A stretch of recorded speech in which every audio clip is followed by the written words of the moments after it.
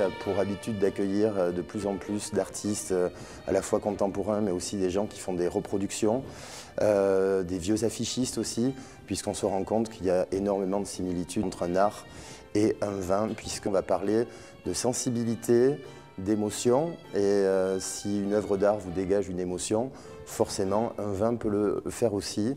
Donc du coup, on va pouvoir comparer un petit peu l'art et le vin de manière fusionnelle, puisqu'on est toujours dans une question de perception, et chaque personne va apprécier ou pas un vin, un tableau. Tout dépend le contexte, parce que ça marque aussi un temps. Donc tout ça, on va le découvrir à travers le musée et à travers des étiquettes de vin, mais c'est surtout de mettre à jour de temps en temps un petit peu la perception de notre évolution. On fait du street art aujourd'hui, ça nous arrive de faire des expositions sur des tonneaux de barriques avec des gens qui nous ont fait un petit graphe dessus. Mais ça ouvre un petit peu aux anciens l'art d'aujourd'hui, et ça permet aussi à ces jeunes de s'exprimer dans des lieux un peu mythiques. Le premier château qui avait compris qu'il y avait une combinaison entre le vin et l'art, ça a été Mouton Rothschild, puisque tous les ans, depuis de nombreuses années, ils ont décidé d'ouvrir une collection privée, une galerie où ils vont acheter des œuvres d'art qui correspondent à la tendance actuelle, mais aussi ça va être le reflet du vin qui va s'y trouver à l'intérieur. Donc on va avoir à la fois une perception visuelle et sensorielle grâce à ces bouteilles de Mouton Rothschild. Avec le vin, ça a commencé avec une cave à vin dans le nord de la France. J'aurais fait leur logo avec le numéro 5 de Chanel et une bouteille de vin qui coule dans un verre de vin. Ensuite, j'ai décliné toute une série en rapport avec le Chez numéro 5, le Chanel numéro 5, la robe rouge du vin, la robe rouge dans la mode, les 5 grands crus. Enfin, il y avait plein de liens qui se sont créés avec tout ça. Ce qui me plaît dans le vin, c'est surtout la couleur du rouge, parce que je fais que sur le rouge. Essayer de reproduire cette robe dans toutes ses nuances, c'était vraiment un défi, et c'est ce qui me plaît. Je fais partie de ce qu'on appelle un peu dans l'hyperfiguratif, en limite entre l'hyperréalisme. C'est-à-dire que j'essaie de donner cet effet trompe-l'œil, d'avoir vraiment un verre qui coule d'une couleur de vin dans un verre. Donc là, je bosse d'abord au crayon à papier, puis au Posca. Donc ce sont des stylos de peinture qui me permettent d'avoir des traits super fins. Et ensuite, je fais tout à la peinture acrylique. Donc mes fonds, mes fondus et mes nuances. Voilà, donc sur ce genre de tableau, c'est peinture acrylique et stylo de peinture acrylique.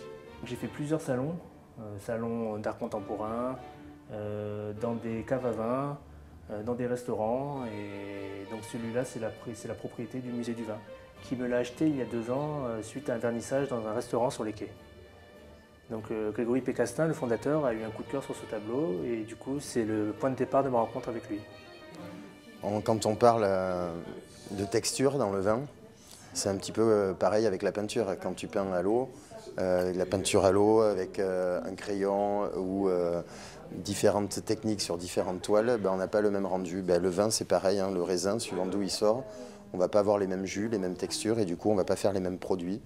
Donc il va s'exprimer différemment s'il sort de tel ou tel endroit. Et c'est pareil pour l'artiste, quoi. L'artiste, suivant ce qu'il a envie de faire transparaître, suivant d'où il vient, il va s'exprimer avec ses moyens. Et en fait, c'est comme dans ce verre, en fait. J'essaie de reproduire la couleur dans toutes ses nuances.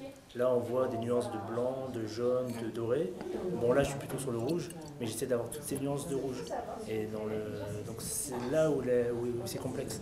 C'est pas juste un rouge couleur primaire. Là, il y a plusieurs nuances de rouge, il y a des taches de blanc, il y a des reflets, et c'est ça que j'essaie d'avoir, en fait. Et puis, comme on dit, comme le vin évolue, les couleurs changent au fil du temps. Sauf que là, voilà, sauf que moi, ça doit rester figé après. Ah. J'essaie d'avoir un rendu sur un instant T, c'est-à-dire qu'on a c'est comme si je bloquais cette image-là. On voyait ce mouvement, mais que ça s'arrêtait en fait. Je me suis toujours intéressé aux étiquettes dans le vin, et surtout aux très vieilles étiquettes arrachées que j'ai voulu reproduire ici. Donc là, vous avez que des grands crus, du Haut-Brion, de l'Angélus, du Château Mouton Rothschild. Là, celle-ci une très très vieille, 1896, du Château Latour. Et là, on arrive au Pétrus. Donc celui-là, c'est la toute première étiquette que j'ai réalisée, parce que le Pétrus, c'est connu mondialement, 69 années mythiques. Et là, on est sur une planche de bois sur laquelle je dessine très finement tous les traits de l'étiquette. Ensuite, Je peins, je fais toutes mes couleurs, le rouge, le noir, mes traits à la règle. Ensuite, je donne cet aspect un peu vieilli de moisissure. Et enfin, je découpe tout à la scie à chantourner, donc tout à la main, pour donner, après je fais du collage, des trous, pour donner cet aspect d'étiquette très vieille. Et le tout sur un fond brillant pour donner cet aspect bouteille.